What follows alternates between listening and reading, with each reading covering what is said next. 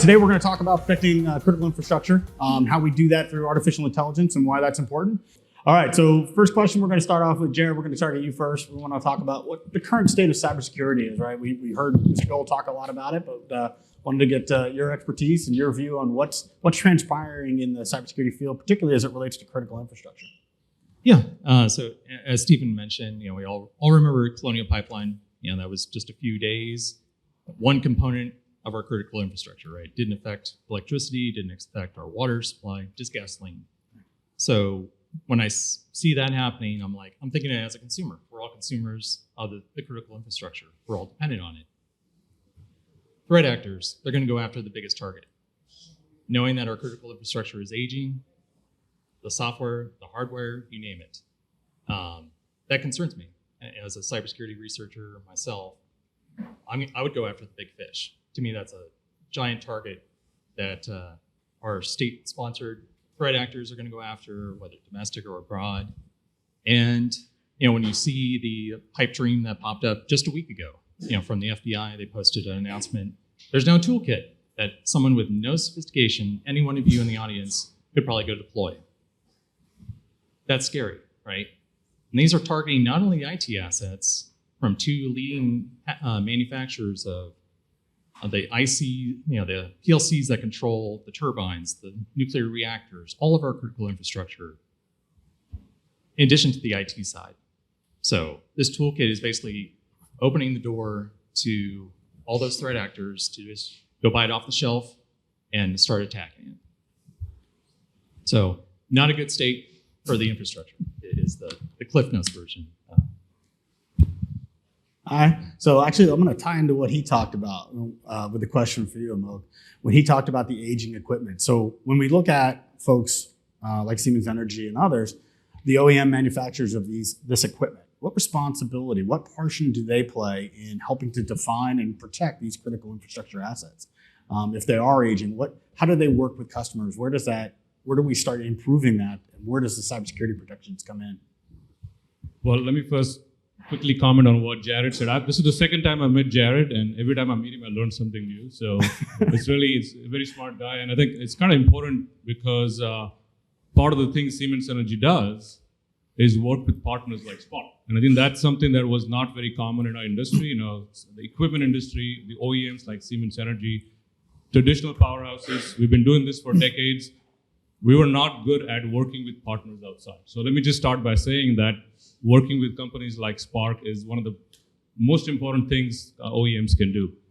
Now, of course, Siemens Energy has been building gas turbines and power plants for many years, and we also have software solutions. Like I said, I run a software business.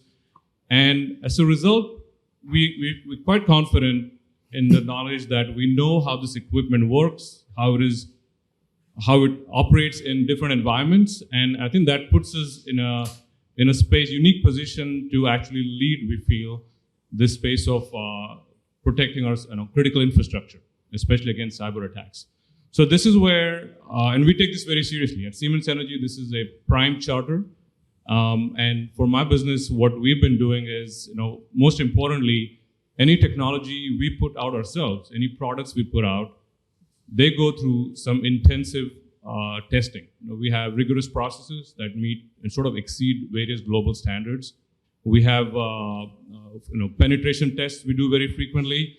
So anything we put out there in the energy sector, you can be assured that we have done the best that can be done to protect that equipment. Now, with that said, I've been with in the energy space for 20 plus years. Started as a field engineer, and I can say that there's a lot of equipment out there that is insecure, has not been protected. It's connected, but not secure. And there's thousands of machines at every plant that are basically vulnerable for attacks. And if you are a customer in this space, I think that's the question you want to ask is, and meanwhile, new assets are getting connected. We estimated the other day that almost 2 billion new assets will be connected in the next couple of years. 2 billion, that's a lot of assets getting connected in the energy space.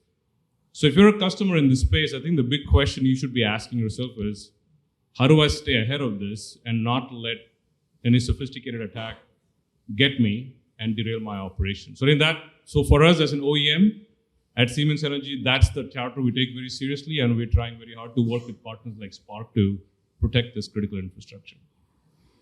Excellent. So I turn to Igor down there. We in the industry, we hear a lot about, from a cybersecurity perspective, the convergence of IT and OT. It's a hot topic. There's some debate about it, whether it's real, whether it's happening, how fast it's happening. Love to get your thoughts on, A, is it worth it? Where does that happen? What's driving some of that? What are the pitfalls of that? And how maybe it's not happening in the way it should or in the right industries that it needs to? First, I'd like to kind of tag on to these two guys about this whole ODM security topic. I think it's a fantastic topic. I mean, Lenovo, if you look, we're world's biggest PC manufacturer. At any moment you have, I would say, about 300 million PCs, Lenovo PCs every day active somewhere. Responsibility is amazing, right? If you look. So the way we look at it, the way I look at it, the way we look at it is the partners that we work with, OEMs and ODMs, and our final product. We focus on four things. We hold them to the same criteria as we hold ourselves. So first is a products development security model. So whoever we work with, you have to analyze and understand manufacturing, development, software, hardware, and integrated processes. The second one is IT infrastructure. How secure is that? Your product can be great, but with the cloudification, backdoor through any IT infrastructure could be, disaster for these 300 million PCs. And the third one is obviously a physical infrastructure. You have a great product, great development model, great IT infrastructure. If the guy walks in the back door, and we know how high percentage of actually hacks come, through the human failures. And then the last one is security of the supply chain. So transparent front of the supply chain with a high security. Once when you put the four things together, you have a very good environment to provide a good, secure product to the customer. So now going on to the OT, IT, that's where the things become complicated for the last 20 years, right?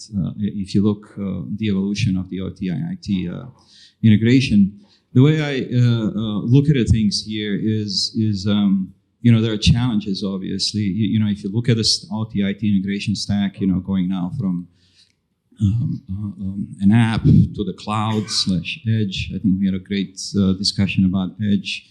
Then you have the connectivity, 5G, hooray, and then you have the hardware on the bottom. So putting that vertical stack together across OT and IT, faces several challenges that I've seen.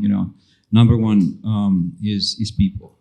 And I think again, a lot of discussions here. More or less, you always end up with the same thing. OT and IT folks have completely different perspectives on the world, and sense of urgency and how they operate. Number two is obviously communication, device communication, right? You have to put them on the same network, same slice, or process the data, through the IT. But you have to enable, obviously, communication between, most of the time, a lot of time, legacy equipment and, cutting edge IT operation systems. Then you get into the scale, right? You're talking about a system that are changing 2% over a period of 10 years versus system that are changing 20% every other day. How many updates do we have, from the IT ops teams? The next one is truly difference in technology and generational difference in technology. Believe it or not, I've seen NT servers still in the customer data centers and Windows 98 laptops and things like that. So now you're talking again, a cutting edge, cloud edge driven, AI driven, IT operations solutions. Talking to NT for servers that died with the dinosaurs. And then everything underlying, it's least but not last, but probably the most important is the cybersecurity, right? So which basically means smart filtering, zero trust policies and things like that simply underline everything. And then there is another layer. I mean, I can build a slide right now, actually. I'm thinking about underlaying. Everything is a data. And then you think the scale of the data. I don't know, typical manufacturing process versus managing 300 million PC globally, with the latencies, they are simply intolerable. The types of data, the models of data, and how do you create these models that are not only predictive, but actually also proactive. So you can not only see the things that are coming, but you can actually do something before they come. So if you look at this whole big mess, I think the benefits of are incredible, right? The most important thing here is you put it all together. You're on the same slice of the network. You're on the same network, or processing through the IT. A single failure brings pretty much a disaster. So to me, smart filtering and zero trust are probably the most important component of the transition. Yeah, so implying the traditional IT standards, which is no doubt it moved up faster in terms of the feature evolution and protections, has moved up much faster than it has on the OT side. So the idea of bringing more of the OT into the IT environment actually gives you greater controls, more heterogeneous environments for security protocols and controls. So it's funny, I might be dating myself, but I'm pretty sure NT 4.0 was pre-2000, so somewhere mid-90s. Yeah, I don't remember. Yeah, you don't remember? Okay, it's just going to be me then? All right, that's fine. My son never heard of it. All right. So the next topic I wanted to get in a little bit, right? Because there's one answer that solves all of this, right? Which is regulation, compliance, governance, right? That answers all of the problems, right? You just have a little bit of that stuff, and all these things tend to take care of themselves. So I want to kind of look at you and say, any thoughts on that, or how you look at regulation and compliance within the cybersecurity space, within OT particularly? It's I mentioned earlier my first job was a field engineer, right? Which is basically a glorified person who walks around for miles, either in a golf cart or walks, and checks if the equipment is okay. That was my first job for 9 months, and I hated it. The golf cart part, or just the that was fun part. Okay. Having to go out, and it took a lot of work ethic to make sure you actually looked at every piece of data and ensured that it was in the condition it is supposed to be. Yeah. And I didn't do that for long. But I look at the industry now, and 20 years ago is when I did this. This is still the problem. And most of the equipment in our industry is still in this unattended space. And this is where I think, we have technology. We have developed something with Spark, but I think regulation has a role to play here. So, I spent a few years in Asia, and I think I will even say that some of the Asian countries are maybe leading the way when it comes to regulation, when it comes to energy equipment. And countries like Singapore, countries like China have put in place regulations where all power plants or energy assets have to meet a certain criteria, a few years ahead of what we did in the United States. So I think there is definitely a room for regulation. What it does is it drives that innovation. So many people did not have budgets, didn't think it was critical, and didn't invest in it. But creating that regulation drove that innovation, and companies like ourselves had to revisit this topic very carefully. And I think there is a big room for regulation, and I think we in the United States now are still kind of catching up. Okay, fair enough. Well, last broad question I have for each one of you, we'll start with Jared, is, as we sit here at Time Machine, we're talking a lot about artificial intelligence. We haven't really touched on that as a part of how it helps to secure critical infrastructure, how we can leverage that in the tool sets, whether that's in the products that Spark Cognition builds or whether they're in products folks like yourselves are building. How can artificial intelligence bring value? What are some of the also challenges it creates? We've heard a lot about some of the challenges from the different presenters today. So love to get your thoughts on that. Yeah, so to me, I see it as two things. One being, when Igor mentioned 300 million devices, doing the traditional approach, that's a lot of manpower to go analyze 300 million devices worth of information and there's no way a human is not going to miss something. And to me, that is a logical choice. Train a model, filter out the noise, and to the discussion that was happening in the other room around bringing the human element to go in and do the human aspect, right? The trust factor, I believe it was the general this morning who compared data from Star Trek and Captain Picard, right? Of using the human in the best place, use the machine to filter out the noise and bring that value to the human to make that decision factor. So whether it's quarantining a critical OT asset, taking it down, causing disruption, or, it was a false positive, or it wasn't trained properly. Whatever the case may be, to me, that is a critical component of how AI could be beneficial, just from the sheer volume of data that we're all generating. And the second is on the novel protection. Every one of us has used a signature-based product before, or a rules engine, right? You're just shifting the problem around. There's a lot of next-gen capabilities out there, but it becomes a rules management game. You're just shifting the problem from one thing to another. AI is actually solving that problem. You're using rules as the exception of the rule, not the rule itself. And to me, that's really putting the SOC team, the IT guy who's got 17 different hats, doesn't need to be going through threats on a day-to-day basis, whether it's IT or OT. That's another value add that I think AI can really empower these security teams, these IT teams, OT teams to really take their jobs to the next level and focus on things that really matter the most, which is protecting the critical infrastructure and not just dealing with the noise or ignoring it, worst case scenario, right? Yeah.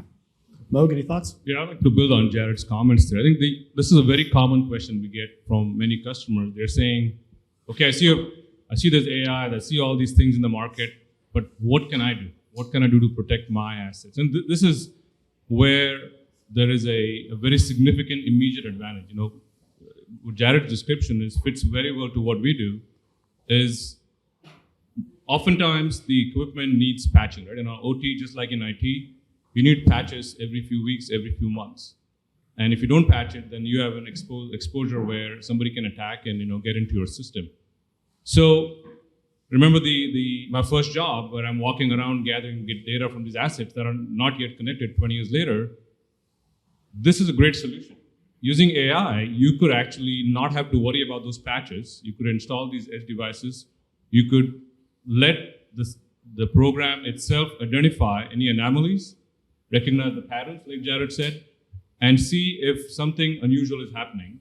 And if you recognize the anomaly, then quickly alert or have some mechanism in place to mitigate that risk.